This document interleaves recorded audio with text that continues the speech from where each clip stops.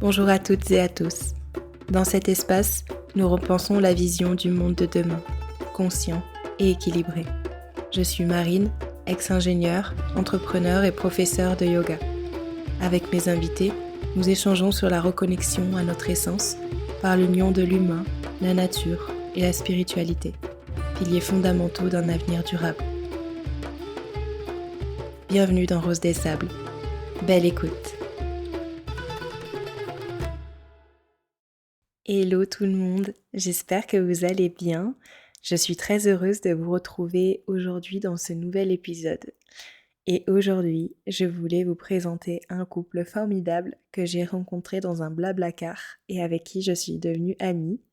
Il s'agit de Claire et Jérémy, un couple d'anciens ingénieurs qui ont un jour décidé de reprendre une ancienne exploitation et de devenir paysans. J'ai eu l'occasion de venir les aider dans leur ferme, la ferme de la Mésange, en Indre-et-Loire, et leur histoire m'a beaucoup inspirée. Car à cette période, j'étais également en pleine transition du monde de l'ingénierie vers une activité qui faisait sens pour le monde de demain. Et j'étais très impatiente de pouvoir enregistrer cet épisode et porter leur voix, leur philosophie et leurs valeurs autour de la résilience et l'autonomie.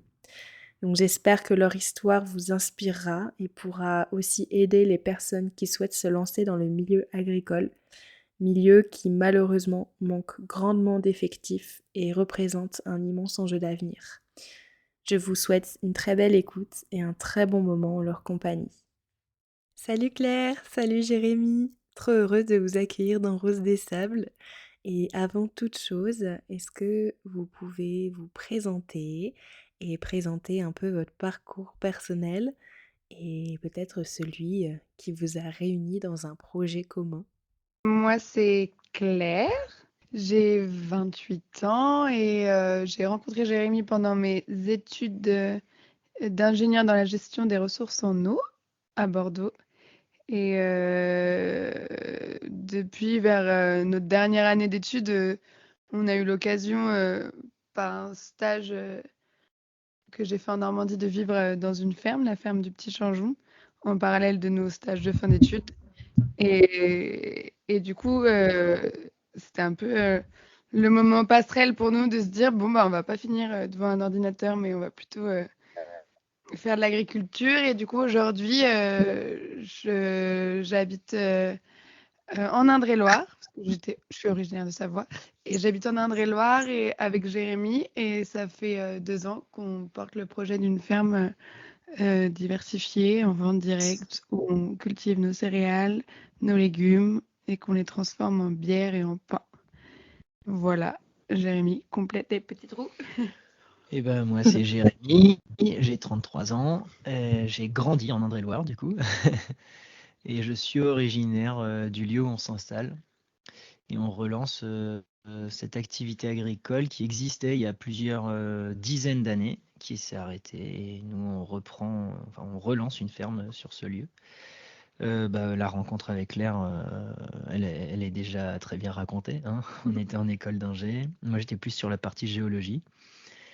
Et voilà, hein, après cette étape au Petit Changeon dans cette ferme en polyculture élevage, il y avait on a touché à la boulangerie paysanne, et ça a vraiment fait un déclic pour moi de travailler de ses mains, de voir des gens qui étaient contents d'avoir du bon pain, des beaux produits. Et puis les choses se sont enclenchées comme ça, quoi. Et après, ouais, toutes ces péripéties de voyage à vélo, Oui, parce qu'on est parti BPREA, à vélo. Oui, je sais plus si tu l'avais dit, Non, mais non, on a voilà. enchaîné On a après nos enchaîné un an, études. ouais, un Ouais. an à vélo, en voyage en tour d'Europe. On a un petit peu pu tester aussi notre volonté de s'installer en agricole et faire des expériences à l'étranger comme ça. Puis de prendre un an aussi pour vraiment réfléchir. Et puis on est revenu, on a passé un BPREA. C'est un brevet Pro de, professionnel pour devenir le chef de l'exploitation agricole. voilà. On l'a fait, c'est souvent une formation pour adultes en reconversion pour obtenir le titre de, d'agriculteur ou d'agricultrice et de chef d'exploitation. et pour aussi pouvoir obtenir après des aides à l'installation. Et parce qu'on peut s'installer sans diplôme en agriculture. Après, c'est plus favorisant. Donc, on a passé un an à commencer à faire des prévisionnels. On a fini en 2022. Et en 2023, on était déjà sur le lieu. On a fait un parcours qui s'appelle Stage paysan créatif avec des super assos du coin de développement agricole. Et là, c'était vraiment, on a été encore accompagné une deuxième année, donc après le BPREA, pour créer le projet sur notre lieu. Et là, on a fait le chiffrage complet. Et aujourd'hui, on est, depuis novembre, installé en couveuse d'entreprise. Mmh. Ouais, c'est génial d'avoir tous ces détails sur votre parcours. Je pense que c'est intéressant de les connaître parce que souvent, le plus difficile, c'est de s'orienter en fait, de trouver les informations, les procédures et les cursus qui sont adaptés à ce que l'on souhaite faire pour ces projets. Donc pour ça, c'est super. Et pour vous, cette reconversion, d'ingénieur à paysan, elle semble avoir été, en fait, assez naturelle pour vous. Ça semble faire sens, sur votre parcours et vis-à-vis de vos, expériences et vos vies respectives. Ouais, Ouais. moi je dis souvent que c'était pas une reconversion, mais que ça suivait son cours. Parce que ouais, je l'ai fait bref, mais j'ai souvent tourné autour du milieu agricole, notamment par des saisons dans les alpages. Et en fait, je le savais déjà. Et à chaque fois que j'ai travaillé en tant qu'ingénieur dans la gestion des ressources en eau, c'était toujours en lien avec le milieu agricole, comme animatrice de développement qui aide les agriculteurs, par exemple, à, à trouver des solutions et des pratiques pour pour améliorer la qualité de l'eau. Enfin, j'ai toujours été moi très attirée et j'ai travaillé finalement 3 ans avec les agriculteurs et agricultrices, que ce soit dans les chambres d'agriculture ou dans des associations. Et à un moment, je me suis dit, bah, c'est à moi, quoi. Et j'aime, c'est peut-être Mmh. plus une reconversion pour le Mmh. coup. J'ai grandi dans un milieu qui est plutôt agricole, donc déjà ça donne quand même bon, ça met dans le bain. Et par contre après, ouais, quand je suis rentré en école d'ingé, tout ça, j'avais pas vraiment l'idée de devenir agriculteur, c'est clair. Et Oui, c'est sûr, quand on rentre en école d'ingé, on se dit plutôt, on ouais, va être ingénieur, on va ouais, ouais. avoir un gros salaire et voilà. Ouais, même moi, je sais pas. Enfin, en tout cas, c'était pas mon cas, mais Oui, ouais, mais c'était bon. plutôt le fait que, enfin, j'étais intéressé par les sciences et la géologie. Et après, bah, je suivais au fur et à mesure de mes envies, quoi, on va dire, de ce qui me plaisait. Et c'est plus sur la fin où, après pendant le stage de fin d'études, où Claire, elle était en Normandie, et là, le fait d'avoir pu toucher justement le milieu agricole, d'avoir pu travailler dedans, ça m'a vraiment donné le déclic. Euh, Après, il y a une continuité, quoi. Pour moi, il y a une continuité parce que la géologie, la science du sol, ça a vraiment un lien complet avec tout ce qu'on fait. Et même, je dirais, si on va encore plus loin, toutes les sciences naturalistes, finalement, auxquelles on a touché, hein, que ce soit même le climat, tout ça, ça amène à des questionnements qui nous ont menés vers une évidence du milieu agricole. Ouais. Mm. Ouais, ben, un peu dans cette quête de sens. Et aujourd'hui, on est toujours ingénieur, hein, parce que le métier de paysan et de paysanne, c'est vraiment tous les métiers à la fois. Et c'est de la gestion, et c'est de la réflexion, et c'est être super technique. Ouais, puis on n'a pas du tout jeté à la poubelle tout ce qu'on a appris, quoi. En fait, Mm. maintenant, on l'a On s'en juste sert, ouais. utilisé pour ça, quoi. Et Pour ça, pour notre projet. ouais. Mm. Oui, c'est une question que je voulais aborder ici et qui me semble quand même importante, car j'ai aussi fait ce choix de quitter le monde de l'ingénierie pour revenir à la sobriété dans une activité qui me faisait plus sens. Et souvent, on m'a dit, mais quel dommage de jeter tout son parcours à la poubelle après tant d'années d'études et d'efforts. Mais finalement, rien n'est perdu en fait. Les compétences, elles sont acquises et ne serait-ce que dans la faculté de planifier, chiffrer, concevoir, la faculté de savoir utiliser plusieurs outils de simplification, comme un chef de projet en fait, en entreprise et dans des projets que l'on met cette fois bah, au service de ses propres objectifs et valeurs. Clairement, Mm, enfin, mm. 100%, ouais. oui, oui. Moi, j'utilise à fond les outils qu'on a appris pendant l'école d'ingé pour faire rien que pour notre levain. Enfin, tu vois, un exemple tout bête, bon, ça, c'est un peu loufoque, quoi, mais Je me suis amusé à faire des régressions linéaires sur la courbe de croissance du levain pour pouvoir prévoir quand est-ce que mon pain va être prêt en faisant des ensemencements qui sont de très très très faible niveau. Alors là, ça va peut-être parler à tous ceux qui connaissent un peu le monde du pain, mais en fait, à partir du moment où on a des ensemencements qui sont très faibles, le levain met énormément de temps avant de monter, et puis à un moment donné, il en pique. Mais en fait, pour prévoir ses horaires, en ayant fait de l'observation et ensuite en utilisant des petites techniques de calcul qu'on a appris, on peut prévoir ces choses-là. Et je trouve que c'est super chouette de pouvoir lier nos connaissances et toutes celles qu'on a apprises avec ce métier qui est génial et qui demande en fait d'être hyper multitâche, quoi. Donc finalement, l'ingénierie, elle est hyper, comment dire, Elle est quand même partout, quoi. elle est partout, quoi. Ouais, c'est ça, dans notre métier. Beaucoup dans des outils on cherche beaucoup des outils de simplification et aujourd'hui, nous, on voit pas l'agriculture comme un métier où on se tue à la tâche et on fait sans réfléchir et on remet souvent en question nos pratiques pour comment la faire au mieux, comment optimiser notre temps, optimiser les ressources. Et en fait, là-dedans, on utilise plein d'outils de l'école d'ingénieur. Ouais, c'est clair. Je pense que c'est une erreur de voir qu'on quitte une formation en se disant qu'on met tout à la poubelle, quoi. On met pas du tout à la poubelle. On garde tout ce qu'on a pu apprendre, juste on le met au service d'une autre matière, quoi. C'est simple. Voilà. C'est comme si un chercheur changeait de domaine. C'est complètement normal, ça peut arriver. Et de votre point de vue, comment on pourrait expliquer ce que l'on rencontre de plus en plus souvent, des parcours d'ingénieurs qui souhaitent changer d'orientation et passer du monde de l'entreprise à un retour à la terre, aux sources, comme nous trois finalement, des ingénieurs qui sont partis en quête de sens. C'est clair qu'on en rencontre beaucoup. Hein.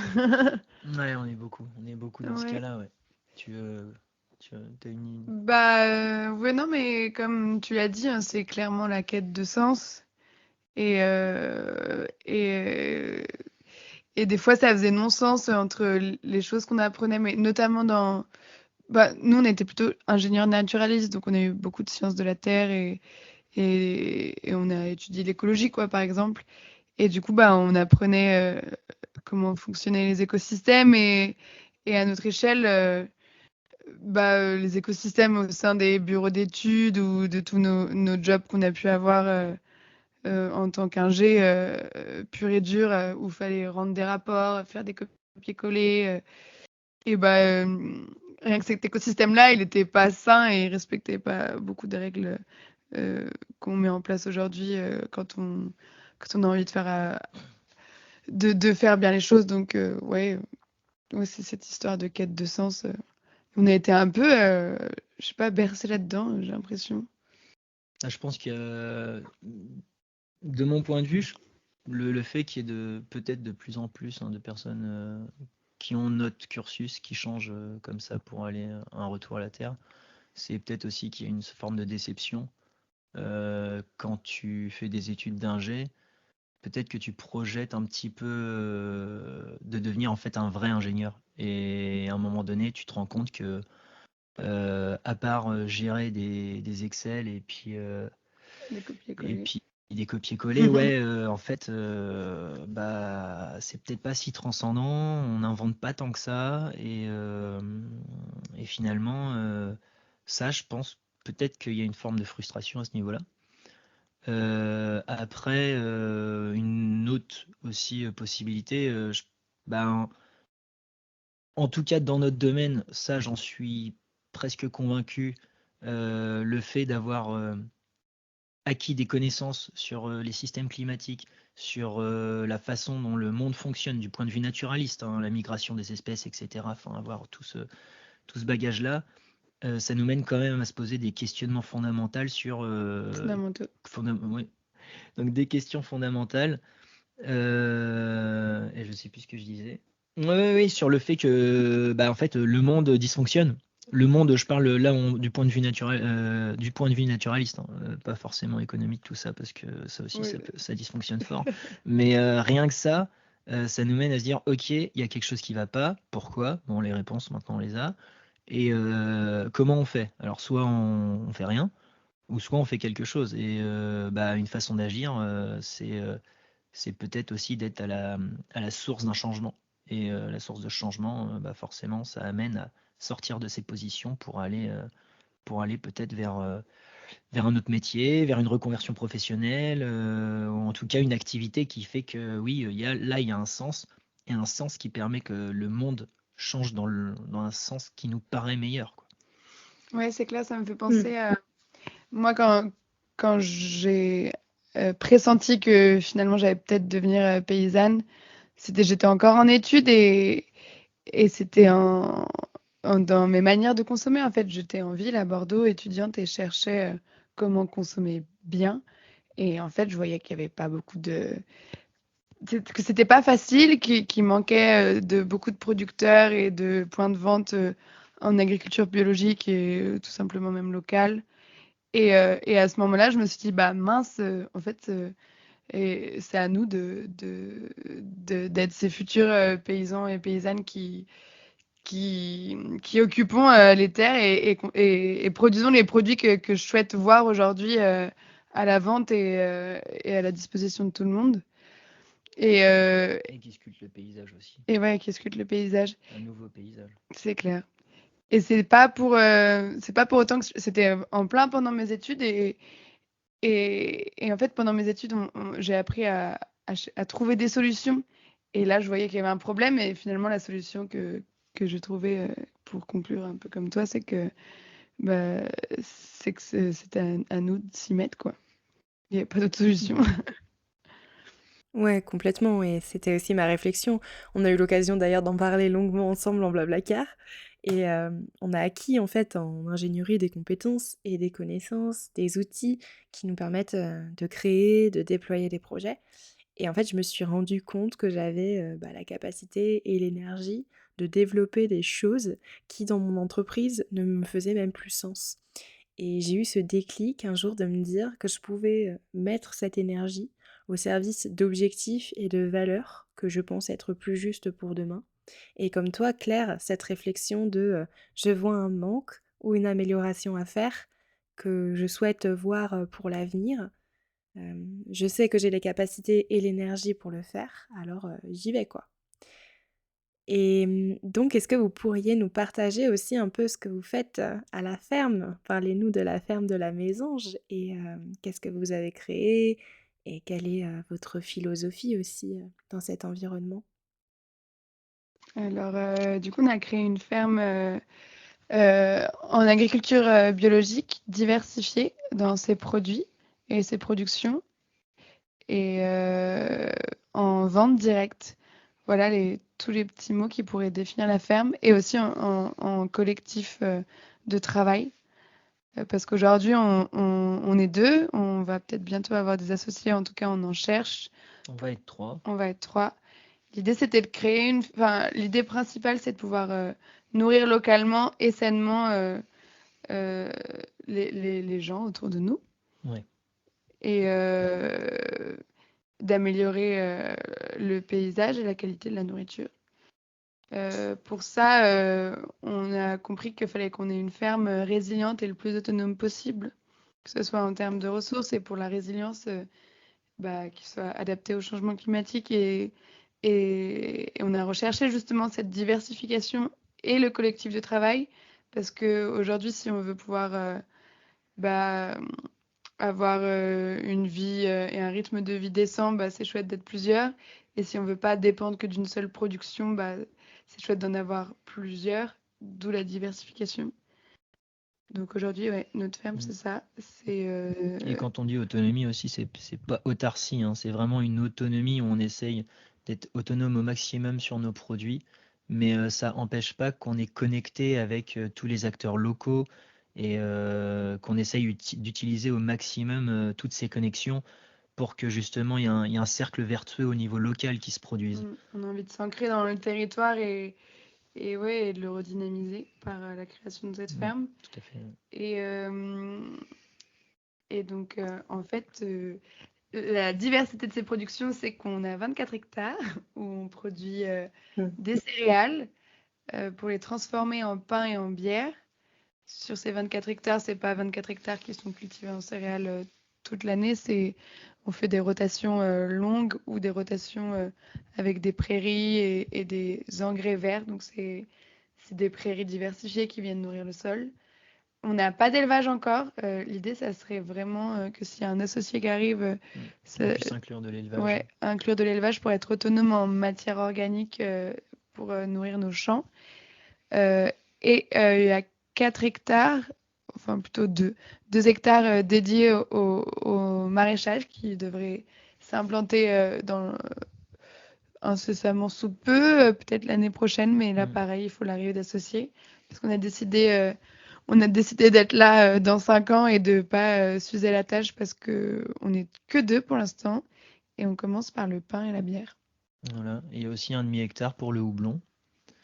Donc du coup dans les céréales, comme disait Claire, donc il y a du blé. On a des blés qui sont des mélanges de blé anciens.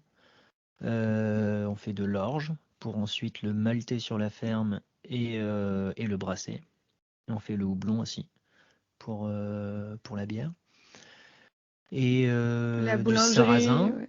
Et à l'avenir, on va faire du seigle et toutes les petites céréales qu'on pourrait faire pour être autonome sur nos ateliers. La boulangerie. Oui, et je veux dire que Vas-y, enchaîne, c'est bien. à l'instar un peu de l'orge qui est maltée à la ferme, donc ça, il y a très peu de brasseries qui font ça en France. Nous, par contre, il y a beaucoup plus de paysans boulangers, donc ça parle peut-être plus aux gens. C'est que nous, le céréal, quand il est récolté à la ferme, il sort pas de la ferme. On va, pour la boulangerie, faire la farine. Donc, on a un moulin et transformer notre farine en pain au 100% au levain qu'on cuit dans un au feu de bois. Et donc, pareil pour l'orge, en fait, on le malte à la ferme. Le procédé de maltage, appuyez sur Google, vous trouverez. Parce que peut-être qu'on n'a pas le temps d'expliquer tout ça. Non, ce serait long, mais on fait germer le céréal et on bloque sa germination. Oui, Voilà, voilà, c'est très ça. techniquement. Et la brasserie est chauffée au bois. Tout est chauffé au bois, que ce soit la boulangerie et la brasserie. Et le bois, il vient des chutes de Syrie, 4 km à côté de chez nous. C'est super. Voilà. On vend tout. On vend à la ferme les soirs de fournée.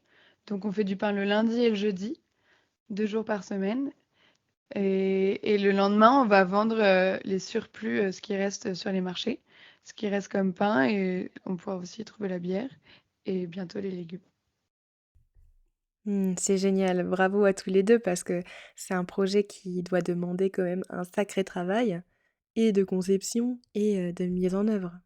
C'est important ce que tu dis quand tu dis en termes de conception. C'est important dans ces projets-là, tu vois, de tout de suite voir où est-ce que tu veux aller, même si c'est un objectif que tu vas pas atteindre maintenant, mais de tout mettre en place tout de suite pour que ce soit fait, quoi. Ça, même si c'est pas l'image que tu veux à l'instant T quand tu commences, au moins tu as tout préparé pour arriver à un objectif à la fin, quoi. Comme sur le four à pain par exemple, on s'est posé vraiment la question, on voulait récupérer la chaleur pour chauffer notre salle où notre pain lève. Et ça a été une grande discussion hein, pendant une semaine. On s'est dit est-ce qu'on le fait, est-ce qu'on le fait pas et finalement, on est super content parce qu'on l'a fait. Et ça, c'est les petits trucs où on se dit, bah, si tu le fais au tout départ de ton projet, bah, déjà tu regrettes pas, puis t'as pas besoin d'y revenir, quoi. Oui, parce qu'en fait, on n'avait pas le choix. Il fallait qu'on ferme le four à pain, qu'on finisse la sole. Et c'était maintenant ou non. Est-ce qu'on enterre le réseau de cuivre ou pas? Est-ce qu'on pompe encore sur la trésor pour un projet qui sera peut-être plus loin dans le temps? Mais en fait, ouais, c'est comme ça qu'on arrive à nos objectifs finaux, quoi. Ouais, c'est vraiment bien de voir à long terme, quoi, quand tu es sur des projets. Puis on n'a pas tout sorti de notre tête, hein, on a été voir quand même Oui. pas mal d'exemples, et c'est surtout ça qui nous a montré. Alors c'est assez marrant, souvent ce qu'on dit, c'est ça nous a montré tout ce qu'on voulait pas, surtout. Mais on a aussi, ça nous a montré aussi tout ce qu'on voulait faire, hein, c'est sûr. Ah ouais, il faut de l'expérience. On ne se serait pas installé sans expérience ailleurs, quoi. On se serait planté peut-être, ouais. Ouais. Enfin, Je sais pas. sur des trucs, on va se planter, des trucs qu'on n'a pas vus parce qu'on peut jamais tout voir, mais on a mis en place un système par rapport à ce qu'on avait vu et par rapport à ce qu'on souhaitait. On souhaitait un travail qui qui, comme on l'avait dit, nourrissent localement et sainement les gens, mais qui nous nourrissent nous aussi. Et qu'on Et soit pas esclave, quoi. ouais, qu'on soit pas esclave de Surtout. l'outil, quoi. C'est ça qu'on avait peur et c'est ça qui est le plus dur. Enfin, c'est une grosse problématique en agriculture, quoi. Mm. Et là, on s'est dit, bon, on va faire réfléchir nos deux petits cerveaux. Et j'imagine qu'il y a quand même eu des difficultés, qu'elles soient techniques, sociales, économiques, sociétales ou autres. Et donc, quelles seraient ces problématiques auxquelles vous avez été confrontés? Moi, la première qui me vient en tête, c'est l'accumulation de fatigue et de tenir bon jusqu'au bout. Parce que finalement, pour moi, le plus dur qui a été dans cette reconversion, au bout d'un moment, t'es un an. Là, nous, on a passé un an. Peut-être que d'autres passent moins, peut-être que d'autres passent plus, peut-être que ça arrive pas à tout le monde, mais globalement, t'as quand même un peu de travaux et de mise en route. Et nous, c'était un an de travaux où t'as pas la sensation d'être rémunéré parce que sur ton compte en banque, t'es ni salarié ni rien, mais t'es en train de créer quelque chose qui a une forte valeur ajoutée et que tu pourras te servir. Mais pendant un an, bah ouais, faut tenir, quoi. Faut y aller tous les jours. Et nous, en fait, c'était des gros travaux sur un bâtiment en pierre. Et donc, c'est vrai qu'on a commencé à vendre depuis un ou 2 mois, parce qu'on a fait aussi l'ouverture. Et, euh, et on voit la passerelle, ça va beaucoup mieux parce qu'on rencontre les gens et on a le retour de notre travail, quoi. On nous dit, ouais, c'est super, continuez. Et on nous le dit beaucoup de fois parce qu'on voit beaucoup de gens au marché. Et c'est vrai que c'était un an où on n'était que tous les deux à tenir bon pour arriver à mettre en place ce projet. On a eu beaucoup de coups de main, dont toi, Marine. Et ça faisait plaisir, mais c'est vrai que c'était pas tous les jours. Et ouais, ça nous a fait accumuler pas mal de fatigue. Mais en fait, on s'en est sorti par. On le savait hein, que ça allait arriver. En fait, on était quand même au courant. On a rencontré du monde et tout le monde nous dit qu'il y a ce moment-là, ce moment difficile de l'installation. Et on était aussi accompagnés par justement ces associations de développement agricole. Mm. Et on était en groupe avec d'autres porteurs de projets qui s'installaient au même moment à l'échelle du territoire par ce stage paysan créatif là. Et en fait, ça nous faisait des petites bulles. Tous les 2 mois, on avait des formations avec d'autres porteurs de projets où on pouvait discuter, où on était dans un gîte de groupe très bien, Ouais. très bien loti, loin des travaux et à parler surtout de l'humain, quoi, parce que c'est un facteur finalement qui était. On a fait beaucoup de compta aussi, mais ouais, on a passé un an à travailler sur ces facteurs humains Et à et être prévisionnels accompagné. économiques, mais Après, au tout départ, si, il faut. On a, nous, rien que nous deux, on a dû se caler sur le même langage, sur la façon de voir les choses, comment tu. Ça, c'est les toutes, on va dire, même avant même que tu lances le projet, c'est quand quand t'as l'idée de ce que tu veux faire, et après que tu partages ton idée, il faut que tu arrives à bien l'exprimer, que l'autre. Que tu comprennes bien ce que l'autre veut dire, et ensuite que tu arrives à échanger là-dessus. Parce que c'est marrant avec la fatigue, on arrive vite parfois à des incompréhensions alors qu'on dit la même chose. Et c'est des choses qu'on a expérimentées plusieurs fois, où on se rendait compte qu'on disait la même chose, mais pas de la même manière. Donc ça, il y a des petits calages. Et ouais, parfois aussi, c'est sûr que ça amène aussi dans la difficulté, la fatigue, euh, le manque de contact social aussi parfois. mm.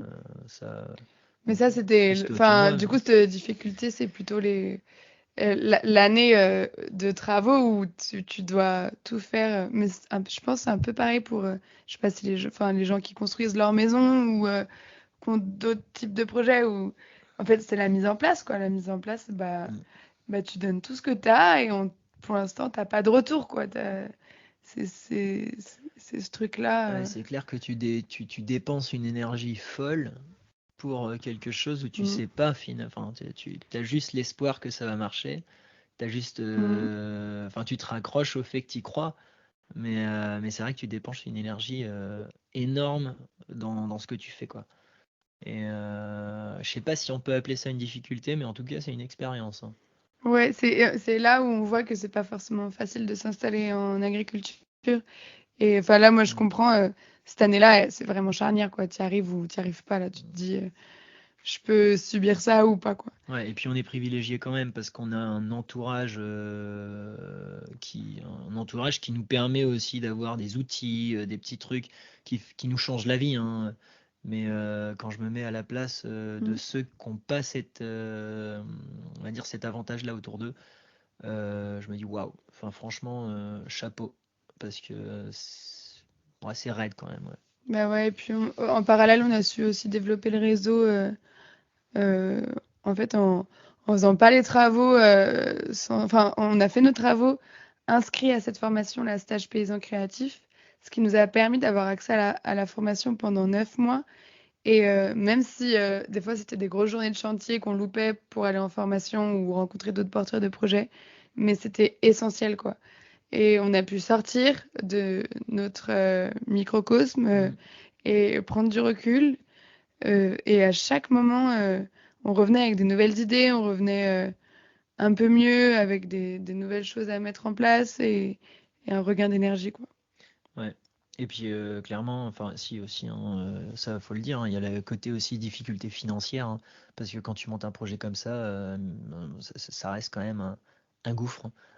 Ouais, c'est Et, ça. Ouais. et là pour le coup, je pense que Après, on s'est bien calé, je dirais, on a eu de la chance, on a été bien orienté surtout. C'est en rentrant justement par ce stage paysan créatif où on était rémunéré par la région pendant quasiment un an. Et bon, rémunéré, c'est pas énorme. La rémunération, hein, c'était moins qu'un SMIC, hein, c'est clair. Mais mine de rien, pendant un an que tu bosses sur ton projet, que tu es à fond dedans, que tu y es quasiment 24 heures sur 24, que tu y penses dans ton lit, tout ça, et que toute la journée tu bosses, et que finalement, en fait, t'as pas de sous qui rentrent, hein, comme disait Claire, et c'est très bah, rigolo comme c'est quand sensation. même, non, mais c'est quand même super d'avoir ces dispositifs qui sont mis en place par les associations et qui sont aidés par l'État, parce que nous, sans ça, je crois pas qu'on aurait pu s'installer.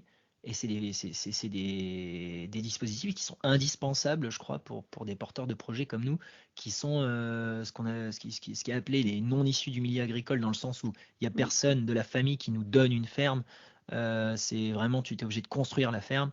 Et en fait, ces dispositifs-là qui sont présents dans différentes régions, bah, ils sont géniaux pour des gens dans notre cas, quoi. Bon, même pour les gens issus Et du même, milieu et agricole, hein. même pour les gens issus du milieu agricole, parce que Mm. ça t'amène au raisonnement, ça t'amène au questionnement, et en fait, tu revois ta façon de penser, quoi. Toujours, bien sûr, c'est pas, tu revois pas ta façon de penser tout seul, tu la revois parce que tu es avec d'autres personnes qui sont Cas, dans le ouais. même Parce cas. que c'est des formations qui sont bien spécifiques aux gens qui sont en train de s'installer. Donc, ça va super bien d'être en train de monter ton projet et d'être dans cette formation parce que tu as l'impression finalement que t'es pas tout seul. Alors que, et ça, c'est une chance qu'on a dans la région Centre-Val de Loire où on s'installe, parce que c'est pas dans toutes les régions ce stage paysan créatif. Nous, c'est l'association de l'ADR qui l'a mis en place. Mm. Et il Euh, existe en Nouvelle-Aquitaine il aussi. existe, ouais, il existe dans quelques régions, mais pas toutes. Mais aujourd'hui, on s'est dit, mais si l'enjeu, c'est qu'on soit, euh, je sais plus combien de millions de paysans demain, parce qu'il y a plus de la moitié des agriculteurs qui vont partir à la Ah retraite, oui, oui, et puis de et toute façon, il faut ça, quoi. Il faut la pas courbe, moins elle est que en ça, baisse, quoi. hein. La courbe est en baisse drastique, hein. Donc à un Mm. moment donné, oui, il faut des gens qui s'installent. Et il faut beaucoup, Et, beaucoup, beaucoup de jeunes qui s'installent en agriculture. ouais. Et pour ça, il Euh, faut beaucoup d'accompagnement, parce que mm, c'est vraiment primordial.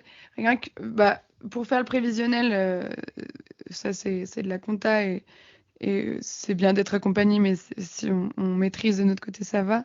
Mais c'est juste le côté humain, faire du réseau et prendre du recul avec les autres, aller voir ce qui se fait déjà et retour d'expérience, quoi.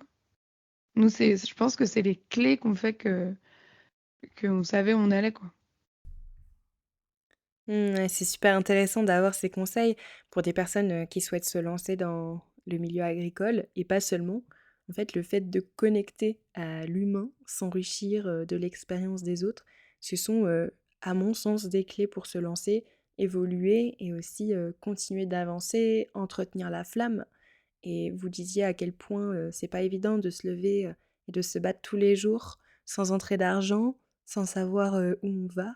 Et votre histoire, je trouve, est un bel exemple du fait qu'il faut avoir une sacrée raison d'être, d'avoir un sacré pourquoi pour tenir chaque jour.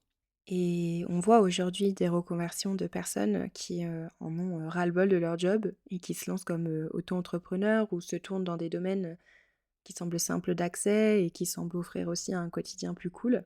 Je pense au secteur du bien-être dans lequel je suis avec le yoga, le massage énergétique, mais il faut bien se rendre compte que sans une raison d'être forte et sans incarner notre pourquoi, on fait ce que l'on fait, c'est pas durable en fait. On se verra confronté aux mêmes difficultés partout, que l'on soit ingénieur en informatique, professeur de yoga, comptable, et si l'on ne met pas du sens dans chaque action, et si il n'y a pas la passion et que l'on n'incarne pas ces valeurs, l'envie et l'énergie s'essouffleront. Et je crois qu'il est bon de s'interroger sur l'orientation vers laquelle on souhaite déployer son énergie. Des gens autour qui vivent à peu près la même chose, je dirais. Ça aide aussi énormément, ça. Tu vois, qui Qui vivent la captent en même fait. chose ou, ou pas, mais parce Non, que mais moi j'ai trouvé. qui Oui. partagent les convictions, enfin, Qui tu vois. partagent les convictions, ouais, Parce c'est que ça. Parce que ça. c'est vrai que, en fait, nos familles qui sont un peu embarquées dans le projet de loin, parce que, enfin, et complètement dedans aussi, mais qui font pas comme nous, et ben, ils nous ont encouragés parce que ils nous ont presque dit qu'on avait raison, quoi. Et, et, Défendu qu'on avait et raison. tous nos clients aujourd'hui, et ouais, et nos clients aujourd'hui qu'on rencontre, bah, ça fait sens pour eux. Et on s'est dit, bon, bah, dans notre quête de sens, on a quand même réussi parce qu'en fait, on a tenu bon. Parce qu'on avait, nous, notre propre quête de sens qui faisait sens pour nous, mais en fait, ça faisait sens de manière plus large. Oui, et c'est clair que ça aide d'échanger avec des gens qui partagent les convictions, même s'ils sont pas en projet agricole ou quoi. Mais le fait de partager des convictions ou une façon de penser, même si c'est pas exactement la même chose, hein, c'est bien aussi, hein, ça remet en question. Mais ça permet de tenir bon, quoi. De se dire c'est bon, je suis quand même dans la bonne voie. Et ça, c'est bien de s'entourer de ce genre de personnes aussi quand tu es en train de monter un projet. Enfin, je sais pas Oui, si c'est carrément. le même cas pour toi, hein, mais j'imagine en tout cas que ça fait du bien d'avoir des gens qui partagent ça, quoi. Oui, complètement. Et dans mes activités, même si j'ai la chance d'être au contact de l'humain, je suis quand même plutôt isolée dans la création de mes projets, dans la gestion de mon entreprise, etc. Et pour résoudre ça, je suis en train de créer un centre qui regroupe plusieurs praticiens venant de différents domaines de santé et de bien-être. Et grâce à ça, je rencontre des personnes formidables avec des parcours, des expériences que l'on partage et on envisage même de créer des projets ensemble, de connecter nos pratiques et proposer des choses nouvelles. Et c'est merveilleux de ressentir l'énergie d'un groupe humain avec qui on avance dans le même sens finalement.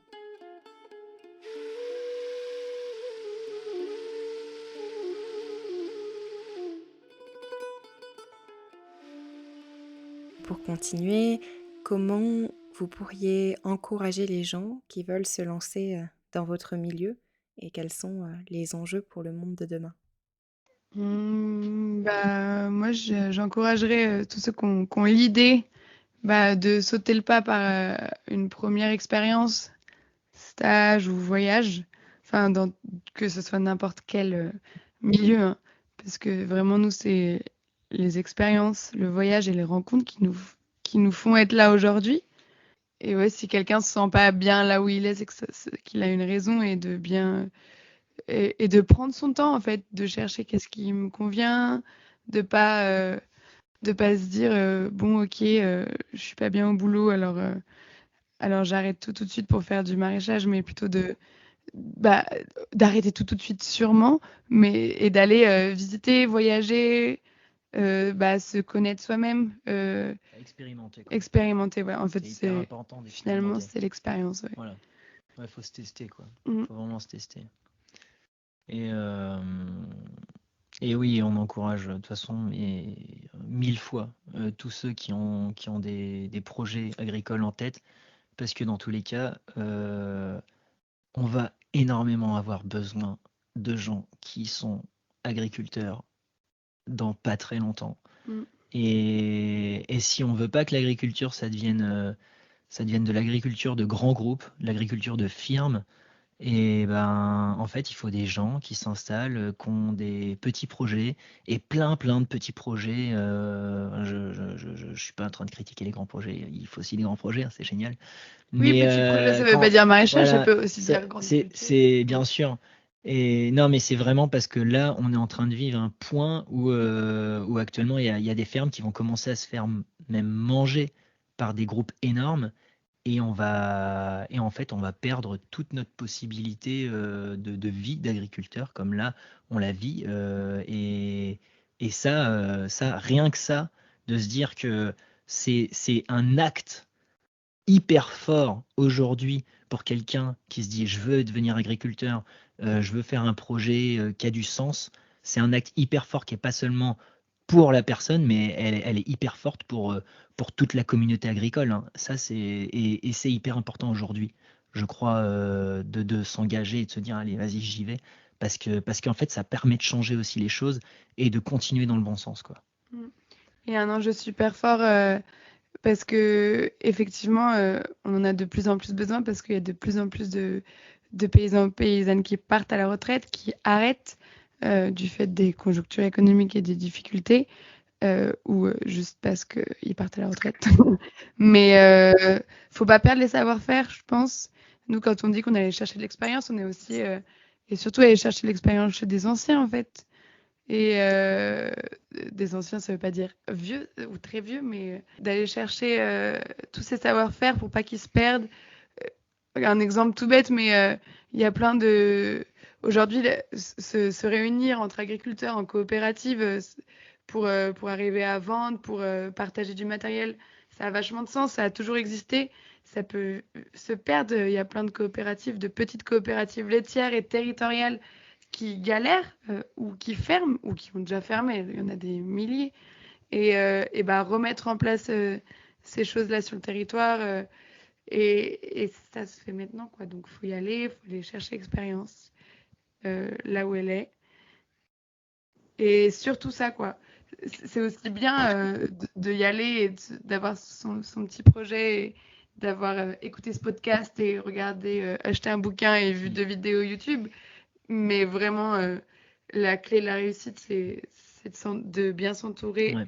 de personnes expérimentées. S'entourer, ça veut pas dire au quotidien, ça veut dire aller voir et appeler de temps en temps et aller voir les réseaux agricoles. Oui, t'as résumé ce que je voulais dire. Enfin, moi, pour moi, je voulais, enfin, la conclusion pour moi, c'est de bien s'entourer, quoi. Vraiment, quand on a un projet, bah, c'est d'aller voir des personnes qui font quelque chose qui est similaire. Pourquoi pas d'expérimenter chez elles et aussi de se faire conseiller. Alors des fois, ça peut être un peu chiant les conseils, hein, mais mine de rien, il y a une richesse derrière parce qu'il y a toute une expérience. Et ça c'est vraiment important. Ouais, c'est une belle conclusion pour cet épisode qui, je l'espère, arrivera aux oreilles du plus grand nombre un jour, et en tout cas à ceux qui en auraient besoin. Parce que quand je vous ai rencontré, vous m'avez énormément inspiré, vous avez été aussi une clé pour changer ma vie, donc je ne voulais pas garder cette rencontre pour moi et en faire profiter les autres qui seront, je l'espère, autant inspirés pour se lancer dans leur projet de vie. Et c'était important de porter votre voix et j'espère que cet épisode ira loin. Merci infiniment pour toute la richesse que vous nous avez partagée aujourd'hui. Bah, c'est chouette, ça fait plaisir, ça fait chaud au cœur. On est ravis. Je me souviens que après notre premier covoiturage, ou pas le deuxième, on s'est dit, waouh, on vient de lui dire de quitter son job et de faire du pain ou on s'est dit, waouh, c'est osé, mais on était contents. On lui a Ouais. pas dit de faire ça. Non, mais On l'a pas poussé dans l'autre sens. on l'a pas poussé dans l'autre sens. Ouais. Je sais plus comment on avait tourné ça, c'était rigolo. Et d'ailleurs, je continue à faire mon pain depuis, aux graines, aux olives, au fromage, parce que oui, je suis quand même en Haute-Savoie, donc je fais des pains aussi au fromage. Bon, on arrive à la fin de cet épisode. Est-ce que vous pourriez, pour finir, nous partager une référence inspirante? Un livre, une citation, une musique, un article, un artiste? Qu'est-ce que vous pourriez partager à ceux qui nous écoutent? Mm. Moi, je partagerai La Révolution d'un seul brin de paille de Fukuoka. Ouais, c'est un super bouquin. Et moi, tu me prends un peu de cours. Euh, je dirais juste que faut y aller, quoi. C'est maintenant. Une citation de moi-même pour moi-même. C'est parfait, super. Merci encore pour votre présence sur le podcast. Est-ce que vous pourriez nous dire où l'on peut vous retrouver et quels sont vos projets futurs? Vous pouvez nous trouver en Indre-et-Loire, les Grèves, 37 290 Tournon-Saint-Pierre, les lundis et jeudis, les soirs de Fournais à partir de 16h30. Ou Pour sur les du bon marchés de pain La en levain. Roche-Posay, On a une page Facebook. qui s'appelle Ferme de la Mésange, brasserie, boulangerie, maraîchage. Ouais. Sinon, dans les projets futurs, alors on va monter une distillerie de whisky, ça va venir. Donc oui, comme le disait Claire, à plus court terme, il y aura le maraîchage et probablement un atelier d'élevage aussi dans Ouais, pas très trouver longtemps. un associé Il y a élevage. quelqu'un on a une amie qui nous a parlé de pourquoi pas, donc voilà, on va voir. Arriver à faire plus de pain. Ouais, faire plus de Parce pain. que aujourd'hui, on a ouvert il y a un mois et ça marche super bien. Il y a il y a beaucoup plus de demandes que ce qu'on arrive à faire. En fait, que la boulangerie devienne, que ça devienne un plein temps plutôt que ce qu'on fait maintenant, quoi, Un entre ou guillemets. deux plein Ou temps, deux plein temps, carrément. peut-être, hein, il y a moyen, hein, je Pour pense. pouvoir, Ouais, ouais. on pensait même avec l'élevage, Mm. fournir les restaurations collectives. Plein Il y a de petits projets. un grand projet, mais c'est vrai qu'on n'en parle plus parce qu'on voit que c'est pas pour tout de suite. Mais nous, à terme, c'est vrai que les céréales, on aurait aimé qu'ils soient en traction animale. Absolument. Et donc, on s'est Ouais. un peu formé là-dedans. Mais c'est surtout du développement d'outils pour combiner la traction animale de nos ancêtres et les technologies d'aujourd'hui. Ouais. On connaît quelqu'un qui a bien planché sur le sujet. Il faudrait prendre le relais ou continuer avec lui, quoi. Ouais, il faut. C'est d'embarquer en fait des petits moteurs Ouais. et d'utiliser le cheval comme force de traction pour économiser. En fait, l'idée d'optimiser, enfin d'être plus efficient, quoi. D'utiliser le moindre d'énergie fossile possible. Et oui, en effet, d'avoir, pourquoi pas, un petit moteur qui va agiter, par exemple, qui est une roue motrice ou quelque chose, ou une batteuse, par exemple, mais d'avoir la force de traction qui soit faite par l'animal, donc par le cheval pour nous. Ça, c'est un projet à long terme qu'on va mettre en place, hein, ça c'est sûr, dans tous les cas. Ça prendra du temps, hein, mais c'est vraiment quelque chose sur lequel on voudrait aboutir, quoi. Oui, parce que pour pouvoir le mettre en place, il faut être solide et il faut qu'on puisse, nous, être toujours là. Donc, c'est pour ça qu'on fait par étapes. Tant qu'on n'a pas d'associés, on n'a pas d'animaux. Voilà, c'est ça. Parce que, en fait, c'est une trop grosse charge. L'astreinte, c'est une grosse charge. Enfin, c'est le fait d'avoir une astreinte, et c'est comme toute personne qui vit dans l'élevage, c'est que c'est 24 heures sur 24, c'est 7 jours sur 7. Mais l'avantage de l'association, et c'est ça, on s'inspire de fermes qui sont dans ce cas-là, où il y a plusieurs associés, c'est qu'on puisse se remplacer pour avoir aussi des week-ends, pour qu'on puisse tous partir en vacances, qu'on puisse tous vivre une vie chouette, normale, quoi. Voilà. Et en effet, l'attraction animale. Ah oui. Non, mais dire encore un projet. J'en ai plein, mais. Mais l'attraction animale, forcément, le fait qu'on ait des chevaux, et il y en aura forcément pas mal, a priori, hein, pour pouvoir subvenir à nos besoins en force de traction. Et il faut qu'on ait toujours quelqu'un de présent pour s'en occuper. Donc ça va venir. Voilà. Trop bien, j'ai hâte de vous suivre dans tout le reste de vos aventures et voir votre évolution. C'est vraiment chouette d'avoir vu la naissance de votre projet, même s'il avait déjà bien mûri. Ah, tu rigoles, elle a vu les prémices. Oui, ouais. Mais il n'y avait rien encore. Faudrait que tu reviennes voir ça. Ah ouais, faut que tu reviennes voir ça. Ah mais oui, mais j'adorerais. Et de toute façon, dès lors que je reviens dans l'ouest de la France, c'est le passage obligé, hein. On espère bien, on espère bien. Merci d'avoir pris le temps entre tout le travail que vous devez abattre chaque jour. C'est très précieux, donc merci infiniment. Et je ne vais pas vous retenir plus longtemps. Je crois que vous avez encore des choses à faire. Bah ouais, merci à toi de nous avoir sollicité, c'est trop chouette. On a des pâtes à pizza à aller préparer Pour demain. pour demain. Voilà, parce qu'on a un copain qui a une guinguette et Ah qui oui, veut. c'est vrai qu'on n'a pas parlé de On n'a ça. pas parlé de ça, mais oui, il y en a plein de projets encore. On a un copain qui a une guinguette, donc on va lui fournir, on lui fournit les pâtons à pizza. On va bientôt lui fournir la bière, et puis voilà, c'est chouette. Trop bien. Eh ben, j'ai hâte de vous revoir. J'espère tout bientôt. Et aussi pour vous donner voilà, des petites nouvelles de mon côté, de mon évolution que je serai trop heureuse de partager avec vous sur ma nouvelle vie. Voilà. On se demande bien où t'en es. Ouais, c'est clair. Merci encore. Je vous embrasse fort et à très bientôt, j'espère. Bah, merci ouais. à toi. Merci. À bientôt. Merci à toutes et à tous pour votre écoute. Je vous partagerai dans la description de l'épisode tous les petits liens pour retrouver La ferme de la mésange de Claire et Jérémy. Je vous partage également les références pour me retrouver en cours de yoga ou en massage ayurvédique maintenant dans la description du podcast chez Oma Yoga. Et n'hésitez pas à laisser une petite note, un commentaire, et pourquoi pas vous abonner et partager cet épisode s'il vous a plu. Je vous embrasse très très fort et à tout bientôt pour un nouvel épisode de Rose des Sables.